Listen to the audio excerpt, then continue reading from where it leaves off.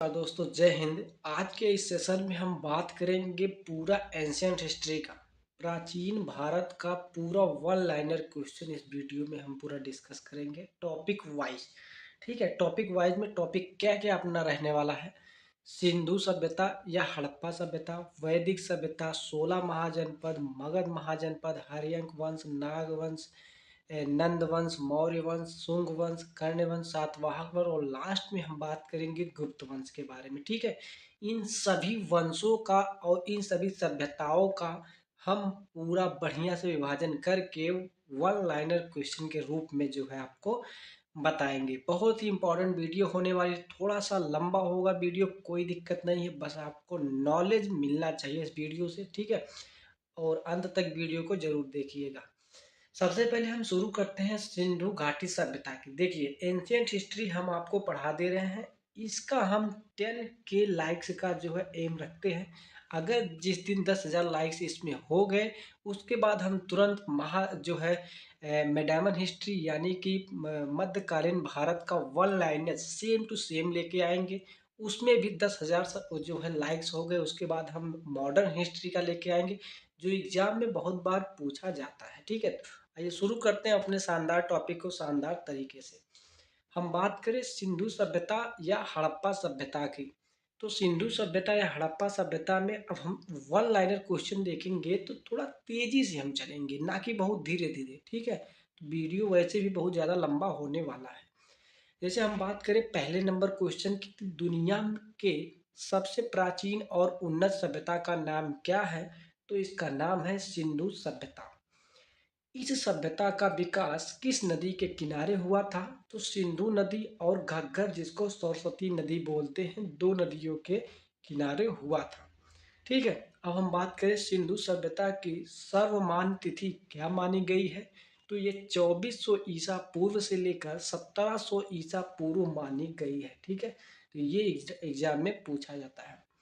Next है सिंधु सभ्यता के प्रमुख शहर का नाम क्या है, तो मोहनजोदड़ो, लोथल, कालीबंगा, हड़प्पा इत्यादि ये जो है सिंधु घाटी सभ्यता के प्रमुख शहर हैं। ठीक है, हम बात करें सिंधु सभ्यता की खोज किसने की थी, तो राय बहादुर दयाराम साहनी ने 1921 में की थी। ठीक है, देखिए सिंधु सभ्यता की खोज कब हुई थी, तो वो 1921 में हुई थी सिंधु सभ्यता की खोज। हम बात करें सिंधु सभ्यता के मूल निवासी कौन थे, तो ये द्रविड़ लोग थे। कौन थे बाबू, द्रविड़ थे। आगे है सिंधु सभ्यता कैसी सभ्यता थी, तो कांस्य युगीन सभ्यता थी, यानी कि ब्रॉन्ज युगीन सभ्यता। ठीक है, तो सिंधु घाटी की सभ्यता कैसी सभ्यता थी, तो कांस्य युगीन सभ्यता थी। नेक्स्ट हम स्लाइड की बात करें तो सिंधु सभ्यता का आकार कैसा था, तो सिंधु सभ्यता का आकार त्रिभुजाकार था। ठीक है, चतुष्कोणीय नहीं था, त्रिभुजाकार था। आगे अब हम बात करें सिंधु सभ्यता का सबसे पश्चिमी पूरा स्थल का क्या नाम है, तो सबसे पश्चिमी की हम बात करें, देखिए हम बात करें सबसे पश्चिमी की, तो इस तरीके से हम बना लेते हैं। तो पश्चिम, पश्चिम मतलब क्या होता है बाबू, देखिए ये ये वाला पार्ट हो गया पश्चिम का, ये जो है ऊपर का हो गया, सॉरी, इस तरीके से हम पूरा इसको पहले बनाते हैं शुरू से। ऊपर का हो गया उत्तर, नीचे का हो गया दक्षिण, और इधर का हो गया पूरब, और इधर का हो गया पश्चिम। तो पूछा क्या है, पूछा है क्या पश्चिमी पूरा स्थल का क्या नाम बाबू, जो सबसे पश्चिम में है उसको सूतकांगे डोर, जो कि बलूचिस्तान, ठीक है, पाकिस्तान में स्थित है। यहाँ पे जो पॉइंट है ये सूतकांगे डोर के नाम से जाना जाता है। और सिंधु सभ्यता के सबसे पूर्वी स्थल का क्या नाम, पूर्वी मतलब ये आलमगीरपुर मेरठ। ठीक है, इसको हम क्या कहते हैं, आलमगीरपुर में है, और ये मेरठ यानी कि यूपी में स्थित है। हम बात करें सिंधु सभ्यता के सबसे उत्तरी स्थल के का क्या नाम है, तो सबसे उत्तर, उत्तर मतलब एकदम ऊपर वाला, इसका क्या नाम है, मांदा, जो कि जम्मू कश्मीर में स्थित है। ठीक है, आगे हम बात करें सिंधु सभ्यता के सबसे दक्षिण पूरा स्थल का क्या नाम है, तो दैमाबाद, जो कि महाराष्ट्र में स्थित है। ठीक है, एक नाम क्या बाबू, दैमाबाद। तो हमने पूरा आगे देखते हैं सिंधु सभ्यता का, देखिए कहाँ पे था, ये था सिंधु सभ्यता का सबसे बड़ा शहर कौन सा है या कौन सा था, तो ये मोहनजोदड़ो जो है सिंधु सभ्यता का सबसे बड़ा शहर था, जिसको मृतकों का टीला भी बोलते हैं। ठीक है, अब हम आगे बात करें सिंधु सभ्यता का भारत में सबसे बड़ा शहर कौन था। देखिए भारत में सबसे बड़ा शहर कौन था बाबू, राखीगढ़ी, जो कि हरियाणा में स्थित है। सिंधु सभ्यता के बंदरगाह का क्या नाम था, तो लोथल नाम था, जो कि गुजरात में स्थित है। ठीक है, आई होप यहाँ तक आपको समझ में आ गया होगा। अब हम आगे बात करें नेक्स्ट स्लाइड की, तो इसी के परिप्रेक्ष्य में हम बात करें तो हड़प्पा के शहरों की योजना किस प्रकार की थी, तो शतरंज के बिसात प्रणाली या ग्रिड पद्धति की थी। ठीक, ग्रिड पद्धति, देखिए यहाँ पे सॉरी, ग्रिड पद्धति या तो शतरंज की बिसात प्रणाली के अंतर्गत थी। आगे है सिंधु सभ्यता। देखिए सिंधु सभ्यता के घर कैसे बनते थे, तो पक्के ईंटों से बने थे। सिंधु सभ्यता के घर किससे बने थे, तो पक्के ईंटों से बने थे। और सिंधु सभ्यता कैसी सभ्यता थी, तो शहरी या विकसित सभ्यता थी। ठीक है, आगे हम बात करें सिंधु सभ्यता के लिपि कैसी थी, तो भाव चित्रात्मक लिपि थी। ठीक है, कैसी लिपि थी, भाव चित्रात्मक लिपि थी।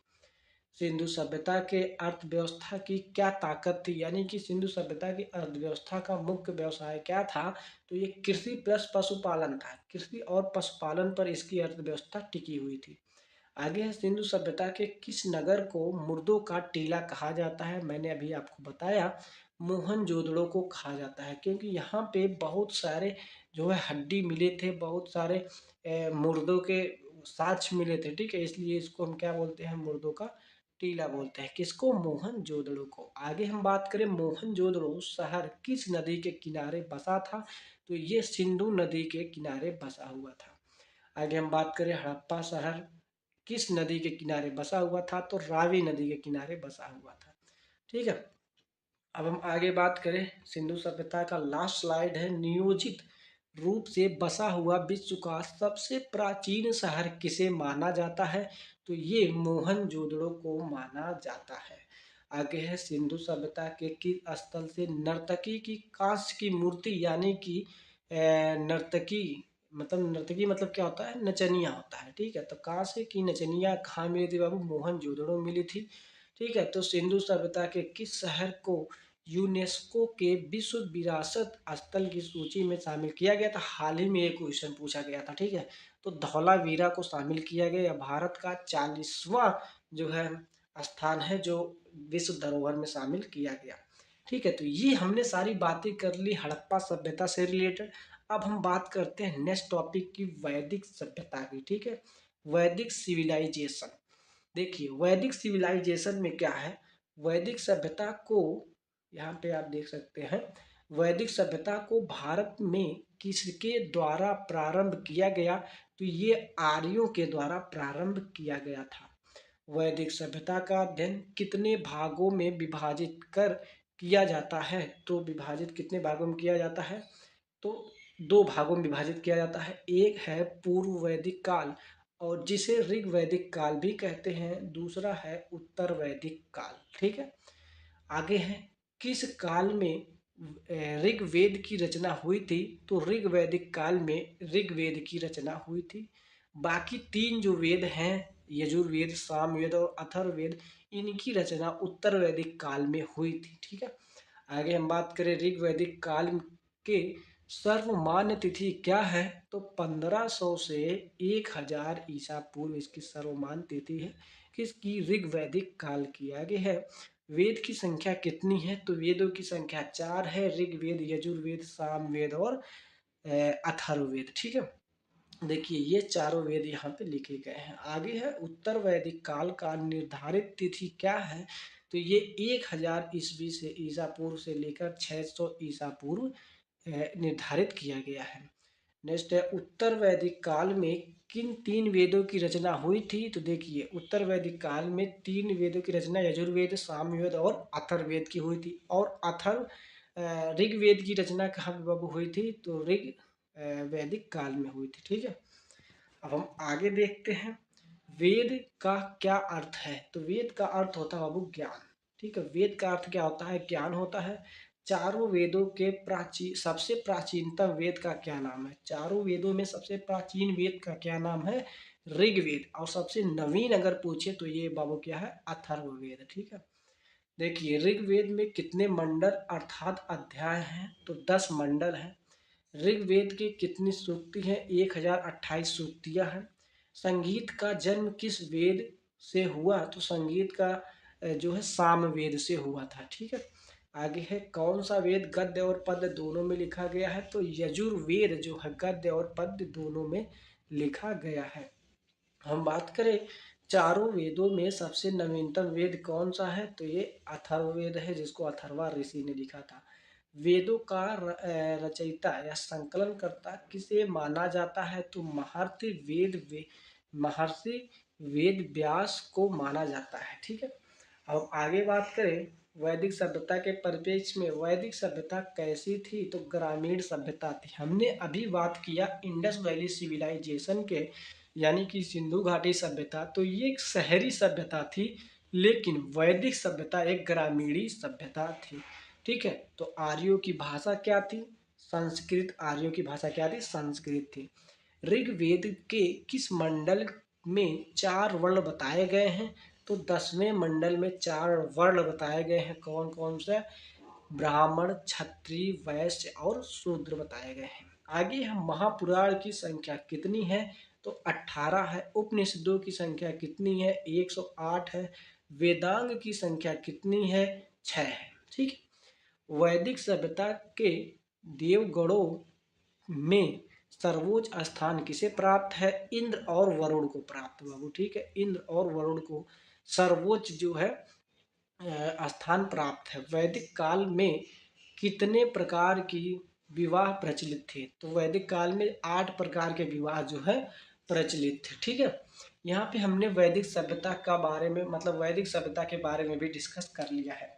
अब हम बात करते हैं महाजनपद काल के बारे में। महाजनपद यानी कि 16 महाजनपद हुए थे, जिसमें से जो है इम्पॉर्टेंट क्वेश्चन जो निकल के आता है उसको हम यहाँ पे इंक्लूड कर दी हैं। ठीक है, जैसे कि हम बात करें पहले नंबर क्वेश्चन की, तो उत्तर वैदिक काल के बाद भारत कितने महाजनपद में बटा हुआ था, तो 16 महाजनपद में बटा हुआ था। ठीक है, 16 महाजनपद का बात करें हम, तो 16 राज्यों में, स्टेट में बटा हुआ था। ये उसी को जो है महाजनपद बोला जाता। उस समय महाजनपद का मतलब देश होता था। ठीक है, उस समय देश बहुत ही छोटे छोटे आकार में होते थे, बहुत ज़्यादा बड़ा नहीं होता। मान लीजिए मैं ही राजा होता, उस समय मैं राजा होता, तो मैं मेरा एक एरिया होता, मैं उसको अपना एक देश घोषित कर देता। ठीक है, वहाँ क्या नियम रहेंगे, क्या चीज़ें वहाँ पे होंगी, वो सब मैं डिसाइड करता। ठीक है, या आप ही होते राजा तो भैया आप जो है डिसाइड करते ना।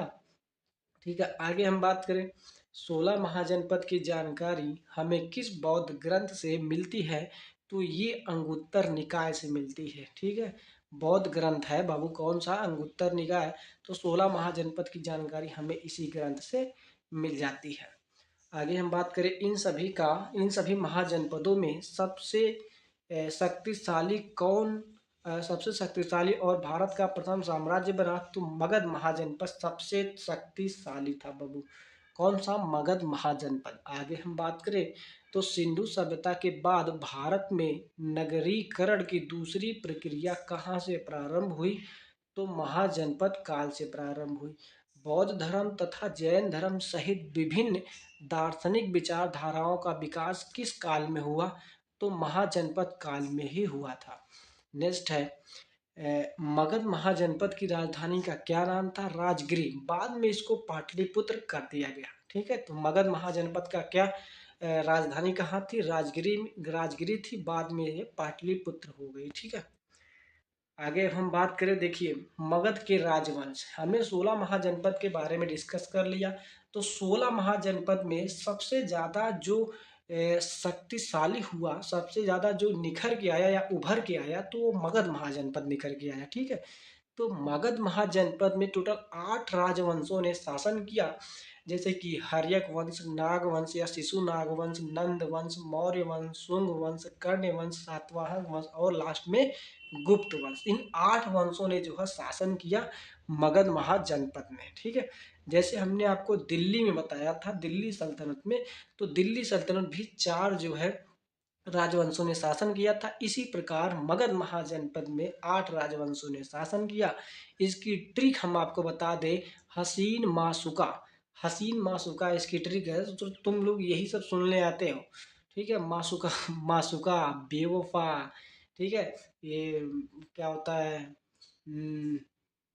यही सब तुम लोग सुनने आते हो। आगे हम बात करें इसकी ट्रिक की है, इसकी ट्रिक क्या है। हसीन मासूका और हा से होता है हर्यक वंश, सी से होता है शिशुनाग वंश, ना से होता है नंद वंश, मा से होता है मौर्य वंश, सु से होता है शुंग वंश, का से होता है कर्ण वंश, आ से होता है आंध्र सातवाहन वंश। ठीक है, आंध्र सातवाहन वंश। आगे एकदम लास्ट में हम पढ़ेंगे गुप्त वंश। देखिए इसमें इम्पोर्टेंट की अगर हम बात करें, जो बहुत ही इम्पोर्टेंट है, मौर्य वंश और गुप्त वंश, यही दोनों से क्वेश्चन बहुत ज़्यादा एग्जाम में पुटअप किए जाते हैं।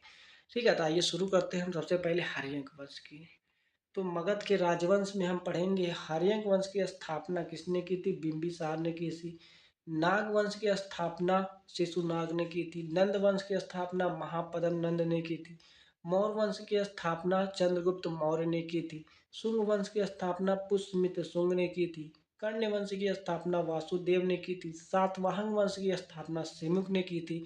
और गुप्त वंश की स्थापना श्रीगुप्त ने की थी। ये स्लाइड बहुत ही इंपॉर्टेंट है, आपको बस लग रहा होगा ना इतना छोटे में है, लेकिन बहुतों बार एग्जाम में यहाँ से क्वेश्चन कहीं ना कहीं से जरूर पुटअप कर दिए जाते हैं। ठीक है, तो आप लोग इसको याद कर लीजिएगा। आगे अब हम बात करें 16 महाजनपद में। देखिए 16 महाजनपदों में दक्षिण भारत का एकमात्र महाजनपद कौन सा था बाबू, अस्मक, जो कि राजधानी इसकी क्या थी, पोतन थी। देखिए 16 महाजनपद हुए थे, लेकिन इसमें दक्षिण भारत में एक ही जो महाजनपद था जिसका क्या नाम था, अस्मक नाम था, जिसकी राजधानी पोतन थी। ठीक है, आगे हम बात करें मगध में या मगध के सबसे प्राचीन वंश बृहद्रथ, प्राचीन वंश बृहद्रथ वंश का संस्थापक कौन था, तो बृहद्रथ था। ठीक है, महाभारत का शक्तिशाली राजा जरासंध किसका पुत्र था, तो ये बृहद्रथ का ही पुत्र था। ठीक है, ये सब चीजें जो है काल्पनिक चीजें हैं, इन सबको किताबों में बस ऐसे ही लिख दिया गया है। बस आगे सच्चाई क्या है क्या नहीं है बस ऐसे लिख दिया गया किताबों में, इसलिए हम इसको पढ़ते हैं। आगे है बृहद्रथ वंश के बाद मगध की गद्दी का राजा कौन बना, तो बिंबिसार बना। ठीक है, हर्यक वंश की स्थापना किया था इसने। आगे हर्यक वंश की स्थापना किसने किया, तो बिंबिसार ने किया था। बिंबिसार किस धर्म का अनुयायी था, तो बौद्ध धर्म का अनुयायी था। ये देखिए बहुत ही इंपॉर्टेंट है। बिंबिसार की हत्या करके 493 ईसा पूर्व में मगध की गद्दी पर कौन बैठा, तो अजात शत्रु बैठा, जिसका बिंबिसार का पुत्र था ये, कि कौन, अजात शत्रु। और अजात शत्रु को मारकर इसका लड़का जो है उदयन जो है गद्दी पर बैठ गया। इसको पितृहंता के मतलब रूप में जाना जाता है इस वंश को। आगे हम बात करें तो 481 ईसा पूर्व में अजात शत्रु की हत्या किसने कर दी, तो उदयन ने की थी। ठीक है, तो ये अजात शत्रु का पुत्र था। बिंबिसार का पुत्र अजात शत्रु, अजात शत्रु का पुत्र जो है उदयन, ये ससुरे आपस में अपने बाप को जो हम मार के गद्दी पर बैठ जाते थे। ठीक है, आगे है पाटलिपुत्र वर्तमान पटना जो है की स्थापना किसने की थी, तो उदयन ने की थी। तो पाटलिपुत्र की स्थापना किसने की थी, उदयन ने की थी। हर्यक वंश का अंतिम राजा कौन था, नाग दशक था। ठीक है, आगे है नाग दशक को हटाकर 412 ईसा पूर्व में मगध पर शिशुनाग वंश की स्थापना किसने की, तो शिशुनाग ने की थी। और मगध पर नंद वंश की स्थापना किसने की, महापद्म नंद ने किया था। नंद वंश का अंतिम अंतिम शासक कौन था, घनानंद था। ठीक है, तो घनानंद आप जानते होंगे, चाणक्य और घनानंद चंद्रगुप्त मौर्य वाली कहानी तो सुने होंगे। जो चाणक्य को जो धक्का दे दिया था, उस जो है चोटी अपना खोल दिया, उसके बाद प्रण ले लिया जब तक उनको मारेंगे नहीं तब तक हम छोड़ेंगे नहीं। ठीक है, तो वो सभी कहानियां आप सुने होंगे।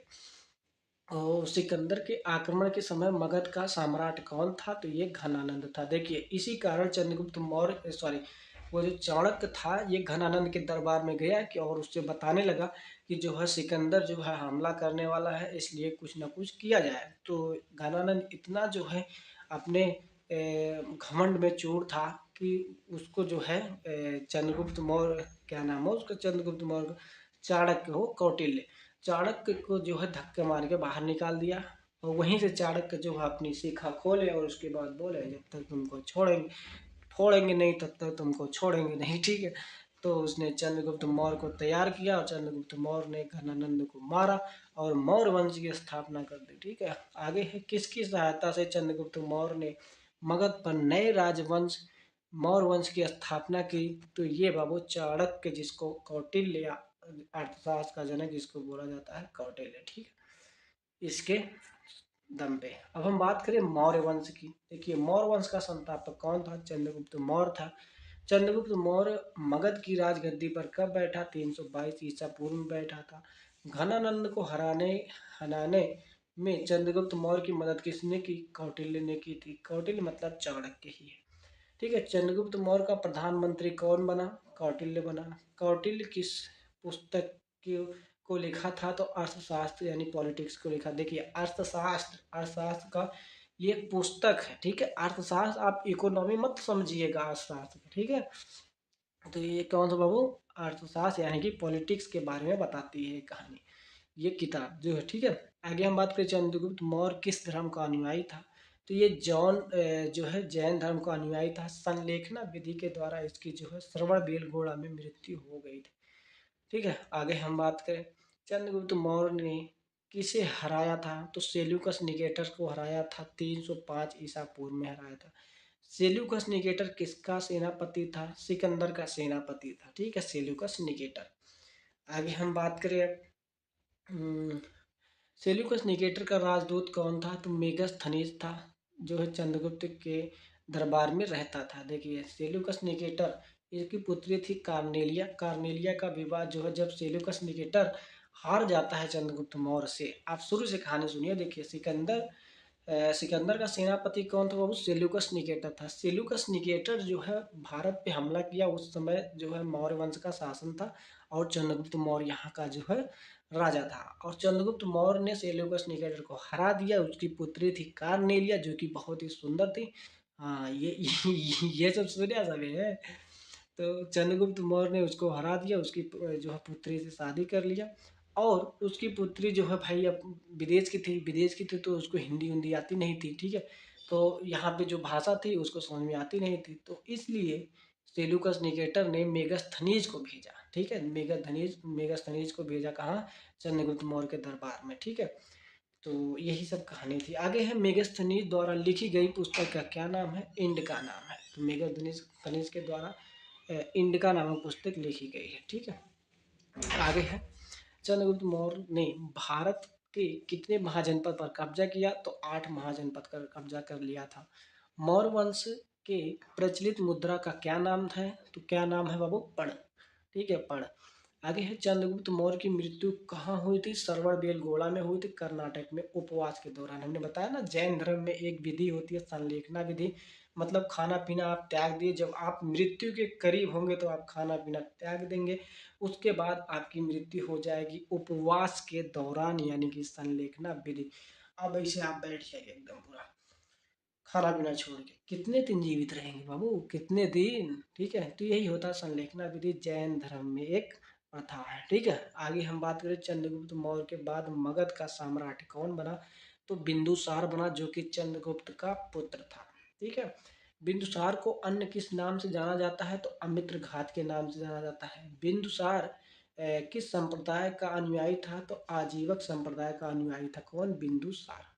ठीक है, देखिए बिंबिसार हम बात नहीं कर रहे हैं, बिंदुसार की हम बात कर रहे हैं। ठीक है, आगे हम बात करें बिंदुसार का उत्तराधिकारी कौन हुआ? तो अशोक महान, सम्राट अशोक। आप देखे होंगे सम्राट अशोक के बारे में आप जानते ही होंगे। ठीक है, मौर्य वंश का महाप्रतापी शासक कौन था? अशोक था। और अशोक ने जो है 16 महाजनपदों पर कब्जा कर लिया था। ठीक है, चंद्रगुप्त मौर्य तो 8 महाजनपद पर कब्जा कर पाया, लेकिन अशोक जो है 16 के 16 महाजनपदों पर कब्जा कर लिया था। ठीक है, सॉरी, थोड़ा जुकाम है, इसलिए आवाज़ भी थोड़ा इस तरीके से निकल रही है। किसके शासनकाल में शिलालेखों का प्रचलन बढ़ा? तो अशोक के शासनकाल में शिलालेखों का प्रचलन बढ़ गया था। आगे है शिलालेख की खोज सबसे पहले किसने की? तो फैंथेलर ने की थी 1750 ईस्वी में। शिलालेख को सबसे पहले किसने पढ़ा? तो जेम्स प्रिंसेप ने पढ़ा था 1837 ईस्वी में। देखिए फेनथेलर जो है शिलालेख की खोज कर दिए, लेकिन उसको पढ़ नहीं पाए। तो उसको पढ़ा कौन? जेम्स प्रिंसेस ने पढ़ा था और 1737 ईस्वी में पढ़ा था। ठीक है, ये क्वेश्चन पूछा जाता है, बहुत बार एग्जाम में पूछा गया है, इसलिए ये पे इंक्लूड किया गया है। ठीक है, अशोक ने किस वर्ष कलिंग पर आक्रमण किया? तो 261 वर्ष पूर्व, मतलब ईसा पूर्व। कलिंग की राजधानी कहाँ थी बाबू? कलिंग की राजधानी थी तोसली। ठीक है, तो 261 ईसा पूर्व में जो है ये अशोक ने वहाँ पे हमला किया। कहाँ पे? कलिंग पर हमला किया। और कलिंग के युद्ध के बाद इतना मारपीट हुआ, इतना मारपीट हुआ, बूढ़े बच्चे सब उसमें रौंदे गए। और अशोक जो है ये सब देख के उसका हृदय परिवर्तन हुआ और इसने जैन धर्म को अपना लिया। उसके बाद तलवार कभी भी नहीं उठाया। ठीक है, आगे है प्रारंभ में अशोक किस धर्म का अनुयायी था? जैन धर्म का अनुयायी था। कलिंग के बाद, ठीक है, या बौद्ध धर्म का अनुयायी, सॉरी बौद्ध धर्म का अनुयायी हो गया था। ठीक है, उसके बाद हम बात करें मौर्य वंश में, तो अशोक ने किससे बौद्ध धर्म की दीक्षा ली थी? तो उपगुप्त से ली थी। ठीक है, और ये बुद्ध के शिष्य थे। जो उपगुप्त थे ये गौतम बुद्ध के जो है शिष्य थे, और अशोक ने इन्हों से ही दीक्षा ली थी, मतलब इन्हीं से ही दीक्षा ली थी। ठीक है, और अशोक का प्रसिद्ध नाम क्या था? तो देव नाम प्रियदर्शी।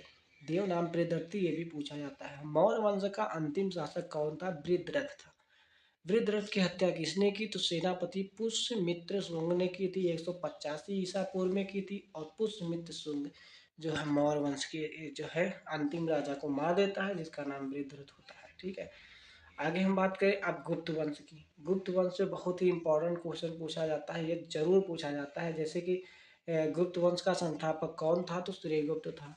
श्रीगुप्त ने कितने महाजनपदों को जीता था? तो ये 6 महाजनपदों को जीता था। आप देख रहे हैं अशोक महान कितने महाजनपद को जीता था? 16 के 16 महाजनपदों को जीत गया था पूरा।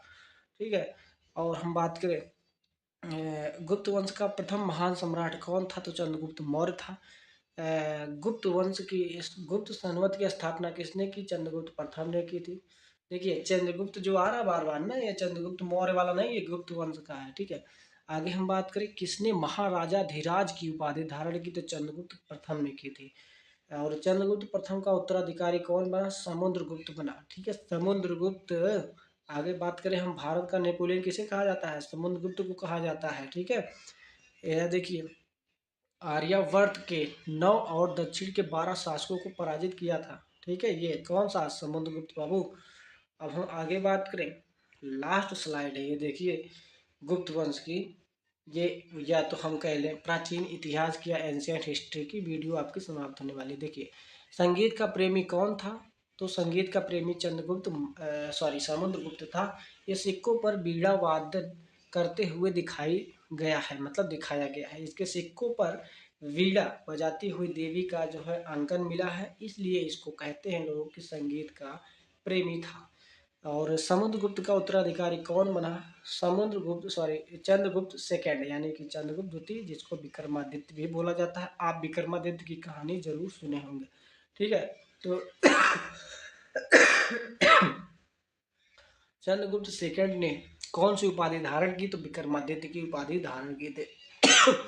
किस महान प्रतापी राजा ने भारत पर शकों के आक्रमण को विफल किया था? तो चंद्रगुप्त विक्रमादित्य ने किया था।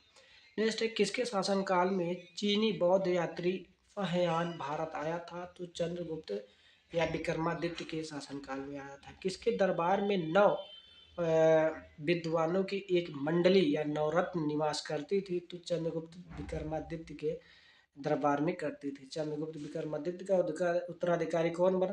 कुमारगुप्त बना। और नालंदा विश्वविद्यालय की स्थापना किसने की थी?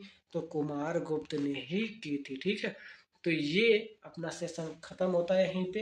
एंशियंट हिस्ट्री का पूरा हम यहाँ पे वन लाइनर आपको बता दिए, जो एग्जाम में बहुत ही बार पूछे गए हैं। उम्मीद करता हूँ सेशन आपको पसंद आया होगा। सेशन पसंद आए प्लीज़ शेयर जरूर करिएगा दोस्तों के पास। अपने 10K लाइक का एम यहाँ पे हम रखते हैं। 10,000 लाइक्स जिस दिन हो गए उसी दिन हम मेडावन हिस्ट्री का पूरा वन लाइनर ऐसे लेके आएंगे, जिस तरीके से इसको हम बताएं। ठीक है, तो मिलते हैं नेक्स्ट वीडियो में नेक्स्ट टॉपिक के साथ। तब तक के लिए जय हिंद, जय भारत।